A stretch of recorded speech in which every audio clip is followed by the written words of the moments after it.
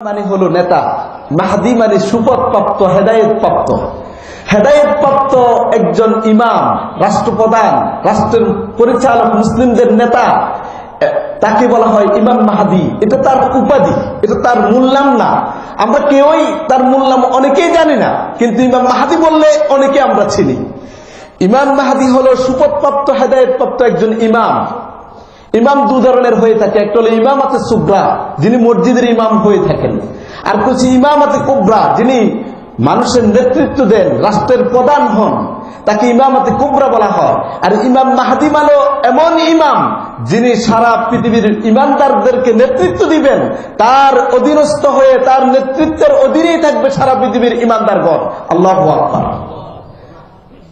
চলুন, ইমাম মাহদি সেই হেদায়েত প্রাপ্ত ইমাম, তার ব্যাপারে রাসূল সাল্লাল্লাহু আলাইহি ওয়াসাল্লাম বলেন, আবু দাউদ এবং তিরমিজিতে হাদিসটি বর্ণিত হয়েছে বিশুদ্ধ সনদে, এবং শাইখুল ইসলাম ইমাম ইবনে তাইমিয়া রাহিমাহুল্লাহ তিনি তার মিনহাজুস সুন্নাহ চতুর্থ খণ্ডে 211 নম্বর হাদিসে তিনি উল্লেখ করেছেন যে লাউলাম ইয়াবকা মিনাদ দুনিয়া ইল্লা ইয়াউমুন লা তাওয়াল্লাহু যালিকাল ইয়াউম হাত্তা ইয়াবআসা ফীহি রাজুলান মিন্নি আও মিন আহলি বাইতি ওয়া ইসমুহু ইসমি ওয়া ইসমা আবিহি ইসমা আবিহি।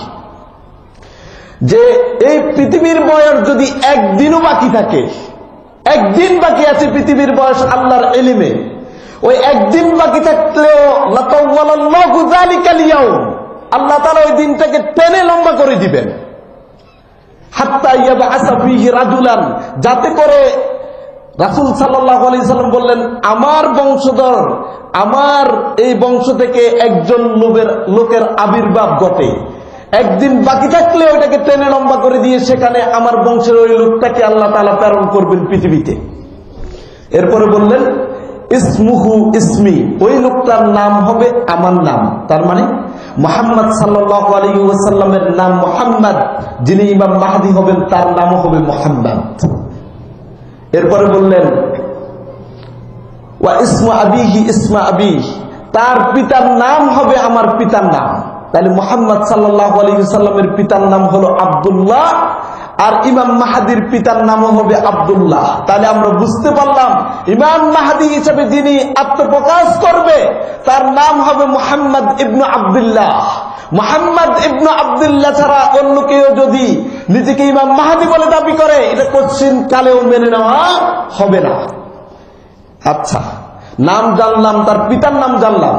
আলী ইবনে আবি তালিব থেকে হাদিস বর্ণিত হয়েছে মুসনাদ আহমদের 3য় খণ্ডের 58 নম্বর হাদিসে রাসূল সাল্লাল্লাহু আলাইহি ওয়াসাল্লাম বলেন, আল মাহদি মিন্না আহলিল বাইত, মাহদি আমার বংশধর, আমাদের বংশধর তথা আমার আহলে বাইত, আমার পরিবারের একজন মাহদি।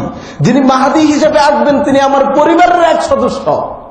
এরপরে বললেন ইউসলিহুল্লাহু ফি লাইলা, আল্লাহ ইউসলিহুল্লাহু ফি লাইলা, যেই দিনে, যেই দিন সকালে, যেই দিন প্রভাতে ইমাম মাহদির আত্মপ্রকাশ ঘটবে, ওই দিনের ওই সকালের আগের রাত্রিতে ইমাম মাহদির মধ্যে আল্লাহ সুবহানাহু ওয়া তাআলা এমন কিছু যোগ্যতা দিয়ে দিবে, যে যোগ্যতার কারণে সারা পৃথিবীর মুসলিমদেরকে নেতৃত্ব দেওয়ার মতো যোগ্যতা তিনি পেয়ে যাবেন। আল্লাহু আকবার। এর আগে তিনিও জানবেন না তিনি যে ইমাম মাহদি। তাহলে এই হাদিস থেকে আমরা জানতে পারলাম ইমাম মাহদি হলেন এমন একজন ব্যক্তির আত্মপ্রকাশ যার নাম মুহাম্মদ, পিতার নাম আব্দুল্লাহ। তাকে আমাদের এই মানব সমাজের থেকে বাছাই করে, নির্বাচন করে প্রকাশ করবেন। তিনি আকাশ থেকে আসবেন না। আকাশ থেকে যেমনি ভাবে ঈসা ইবনে মারিয়াম অবতরণ করবেন, এইরকম ইমাম মাহদি তিনি আকাশ থেকে অবতরণ করবেন না। তাহলে কি হবে? আমাদের মধ্য থেকেই আল্লাহর নির্বাচিত এক বান্দা যার নাম হলো মুহাম্মদ ইবনে আব্দুল্লাহ। বুঝতে কষ্ট হয়? একেবারেই গবেষণাধর্মী কথা, বুঝতে হবে, ঠান্ডা মাথায় বুঝছেন। এই লোকটা যাকে এই পৃথিবীতে আত্মপ্রকাশ করাবেন আল্লাহ সুবহানাহু ওয়া তাআলা, এই লোকটা যেদিন সকালে আত্মপ্রকাশ করবে এর আগের রাতেও সে নিজেও জানে না সে যে ইমাম মাহদি।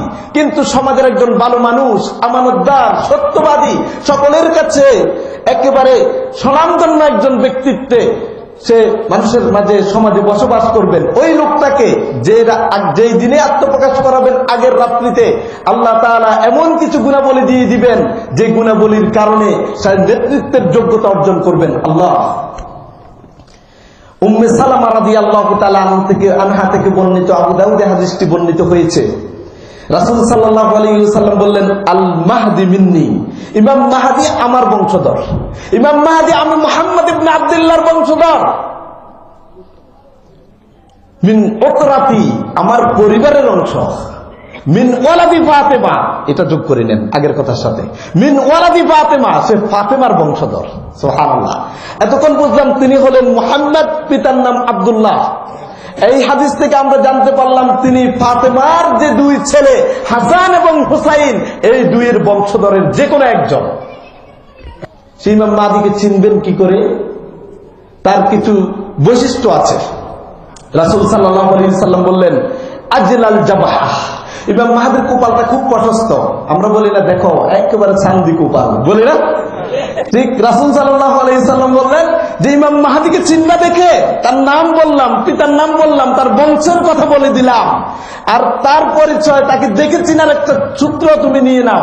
আজলাল জাবাহ, তার কপালটা হবে একদম প্রশস্ত। ও আকনাল আনফে, নাকটা একেবারে চিকন, সামনের দিকে ঝুঁকানো, লম্বা নাক হলে সবাই পছন্দ করে, ঠিক কিনা? দেখেন সৃষ্টিগত ভাবেও আল্লাহ তাআলা একদম সুন্দর অবয়বে তাকে সৃষ্টি করে মানব জাতির কাছে প্রকাশ করবেন।